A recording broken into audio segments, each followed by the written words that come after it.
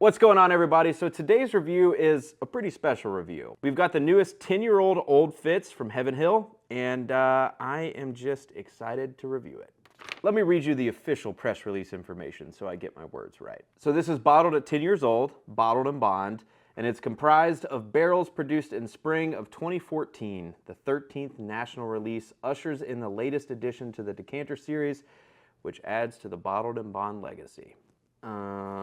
This is also something that a lot of people always ask is, what does bottled in bond mean? So I figured this would be a good opportunity to tell you. Bottled in bond are a set of requirements that need to be met in order to put that stamp on the label. And those requirements are as follows. The whiskey in the bottle is a product of a single distillery from a single distilling season, aged a minimum of 4 years, and bottled at 100 proof or 50% alcohol by volume. Before we dive in, this will be a suggested retail price of $139.99, which I think for the bottle alone is probably worth it, but let's just wait until we taste the bourbon inside.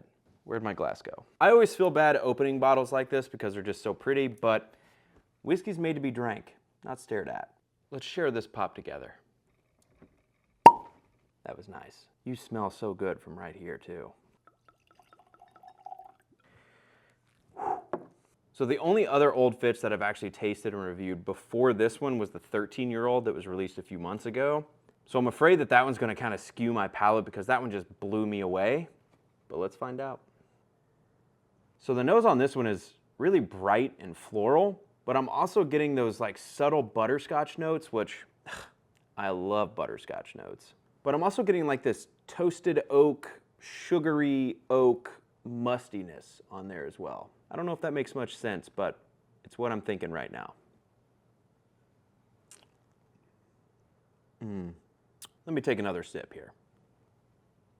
Yeah, so that's really good. So that butterscotch note comes through on the palate, and that really makes me happy because butterscotch is one of those notes that I am always looking for in my bourbon. And then I'm also getting like a little bit of honey on the palate, which is actually really nice because it adds to the viscosity of this pour, but also the overall sweetness. The sweet, almost like rose bouquet floral note that I was getting on the nose kind of turns more into like an herbal type note on the palate. And it's not a bad herbal note. I know herbal is one of those notes that kind of turns people off sometimes, but it's almost like a sweet green tea type note that I'm getting kind of buried underneath of those other sweet notes. But then the finish on this one is just insane. It's like it almost kind of drops off and then it just kicks right back up with this like wonderful sweet oak, toasted sugar type note. But then after a while, it's almost like you start to get this kind of like sweet, floral, rosy note on the finish. It's just really damn good. And I think this is one of those pours that like I could sit down with today, tomorrow, and the next day, and then a month from now, and I'm gonna be able to get things off of it that I didn't get the day before. It's really complex, and I think that's what I'm loving most about it, is that like with a 13-year Old Fitz release, it was very linear. It was fantastic, don't get me wrong, but every time I drink it, I know exactly what I'm gonna get from it. But this one I just feel like is going to evolve over time, and it's also gonna change based on what I've drank or ate that day, or what bourbons maybe I've sampled beforehand. And now that I'm nosing it after I've sat with it and tasted it quite a few times, I'm also getting like this cinnamon red hot note on the nose. And now that I've tasted it again, it's just that sweet rosiness is almost coming back more towards the front palate, which I wasn't getting before.